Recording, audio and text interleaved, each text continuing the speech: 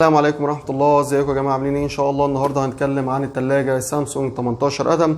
هنتكلم عنها بعد 3 سنين من الاستخدام. هنعمل ريفيو سريع كده، تقييم لها، وهنقول على مميزاتها وعيوبها، وهنقول في نهاية الفيديو اذا كانت تستحق الشراء ولا لا، في حالة انه لو حد فيكم بيفكر ان شاء الله يشتري تلاجة في الفترة اللي جاية.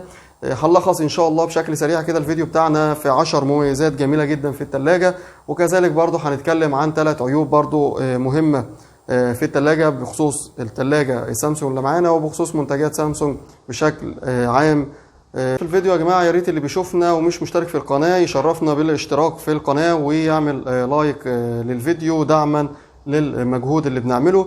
هنبدأ مع بعض بسم الله. أول ميزة في التلاجة اللي معانا النهاردة ميزة أو تقنية التوين كولينج بلس، ودي بالعربي تقنية التبريد المزدوج، ودي الحقيقة تقنية محترمة جدا في التلاجة السامسونج، بتساعد على خلق بيئة مناسبة للحفاظ على الأكل والأطعمة بشكل كويس جدا والفترات كبيرة جدا، وكذلك برضو بتعمل على الحفاظ على الأكل طازج لفترات طويلة، وبتعمل على التخلص من الروائح الكريهة في التلاجة، وبتقضي على البكتيريا بنسبة 100% من التلاجة.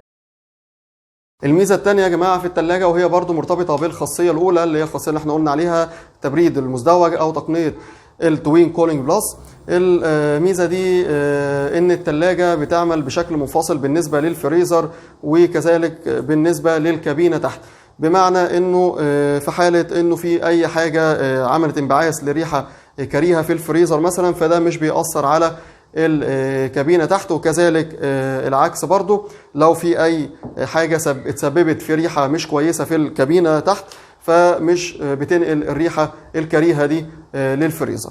ودي الميزة الثالثة، وهي الحقيقة مهمة بالنسبة لبعض الناس أو لكتير من الناس، وهي إمكانية تحويل الفريزر في التلاجة لتلاجة عادية، بمعنى إنه ممكن تظبط درجة الحرارة في الفريزر بدرجة معينة تخليها تبرد تبريد بسيط للحفاظ على الأطعمة بشكل يومي. يعني بنستخدم التلاجة كلها فوق وتحت كتلاجة.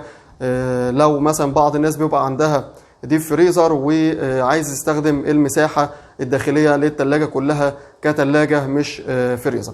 الميزة اللي بعد كده معانا الرابعة، وهي خاصية التبريد السريع والتجميد السريع، باور كول وباور فريز في الفريزر، ودي بتساعدنا على الحصول على درجة تبريد ممتازة وكبيرة جدا بشكل سريع في الكابينة، وكذلك الحصول على درجة تجميد هايلة في الفريزر في شكل او بشكل سريع يا جماعه. وهي تنظيم التلاجة من الداخل. التنظيم الحقيقه احنا هنوريكم ان شاء الله التلاجة، هوريكم شكلها والديزاين بتاعها من جوه في اخر الفيديو، انتظروا معانا ان شاء الله. وزي ما هوريكم دلوقتي ان شاء الله الرفوف الحقيقه تصميم الجهاز من جوه كويس جدا ويدي ايحاء بالاتساع.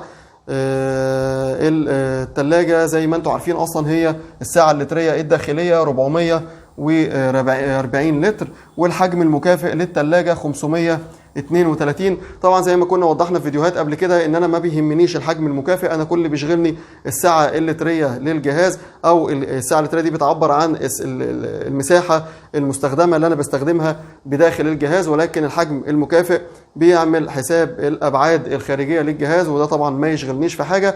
وهقول لكم دلوقتي برضو ابعاد الجهاز لبعض الناس اللي بتبقى عايز تعرف ابعاد الجهاز علشان المساحة في المطبخ. ابعاد الجهاز بتبقى 70 سنتي عرض في ارتفاع 178 ارتفاع. ده بالنسبة للناس اللي عايز تعرف مساحة الجهاز او ابعاد الجهاز علشان لو عامله لها مكان مخصص.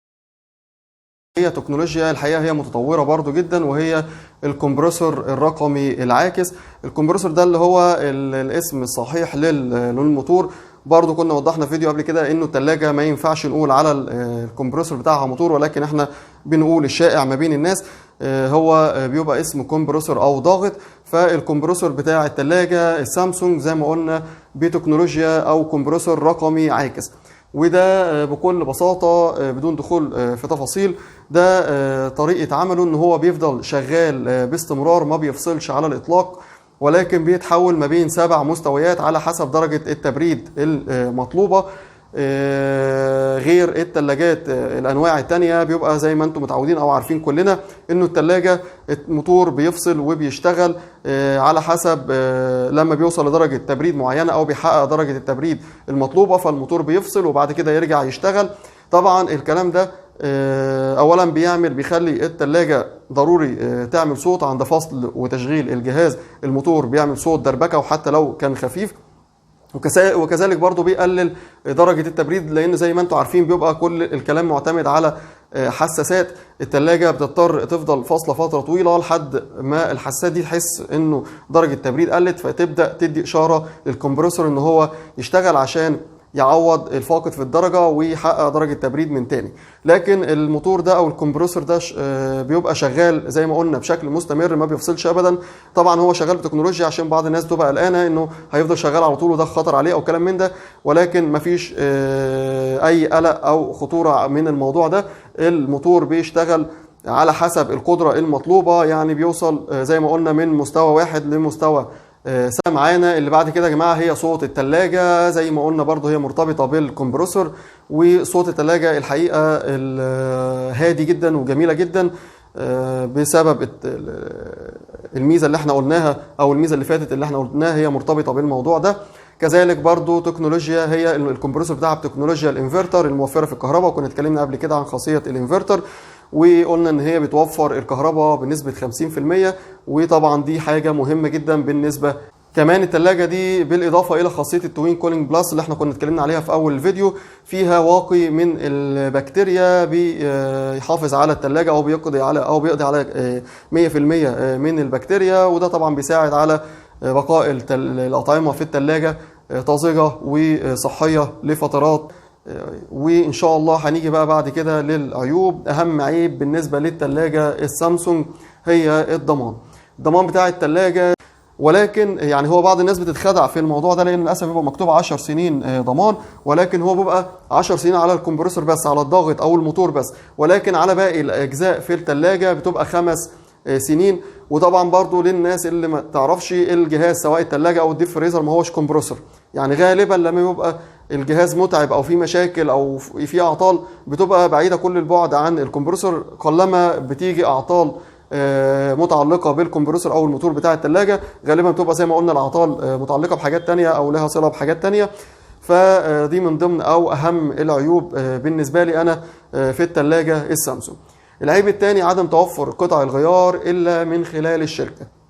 قطع الغيار الاصليه للاسف مش موجودة إلا في الشركة، قطع الغيار الأصلية، فبيضطر الفنيين بره يستعيضوا عنها بقطع غيار مش أصلية للأسف، وبتأثر بالسلب على أداء وكفاءة التلاجة، وده برضو عيب تاني مهم جدا بالنسبة لي. العيب الثالث وهو برضو مهم لمعظم أو أكتر الناس، ارتفاع أسعار التلاجات السامسونج مقارنة بالأجهزة التانية من الماركات التانية المنافسة للتلاجة زي التوشيبا والشارب. الحقيقه الثلاجات بتدي يعني ان كان انا بفضل السامسونج من حيث الكفاءه ومن حيث التكنولوجيا، ولكن ثلاجات تانية برضو ثلاجات محترمه وماركات محترمه وفيها مميزات مش متوفره في السامسونج، زي فتره الضمان، زي توفر قطع الغيار، زي ضمان الصيانه حتى سهله بتبقى بعد انتهاء فتره الضمان، وبتبقى اسعارها اقل من السامسونج بمبلغ كويس محترم. يعني دي برضو الثلاث عيوب اللي احنا عايزين نقولها في الثلاجه السامسونج. الثلاجه السامسونج اللي قدامكم دي 18 قدم زي ما قلنا 440 لتر. الموديل بتاعها للناس اللي عايزه تعرفوا RT 43K 6100 S8 او S8. ده بالنسبة للموديل بتاع التلاجة دي. الحجم المكافئ 532 لتر للي بيفكر او حابب يشتريها ان شاء الله في المستقبل. سعر التلاجة حاليا يا جماعة في السوق حوالي 14,000 جنيه، ممكن تقل شوية او تزيد شوية. ده كان الريفيو بتاعي النهاردة. يا ريت لو في حاجة فاتتني ما قلتهاش كلموني في التعليقات ان شاء الله وهنقولها. لو شفت الفيديو واستفدت منه يا ريت تعمل لايك وتشترك في القناة، ولو في اي تعليق بخصوص اي جهاز منزلي تاني كلمونا ان شاء الله وهنرد عليكم. شكرا. ودلوقتي يا جماعة نشوف منظر التلاجة من الداخل والتصميم بتاعها. ده الفريزر،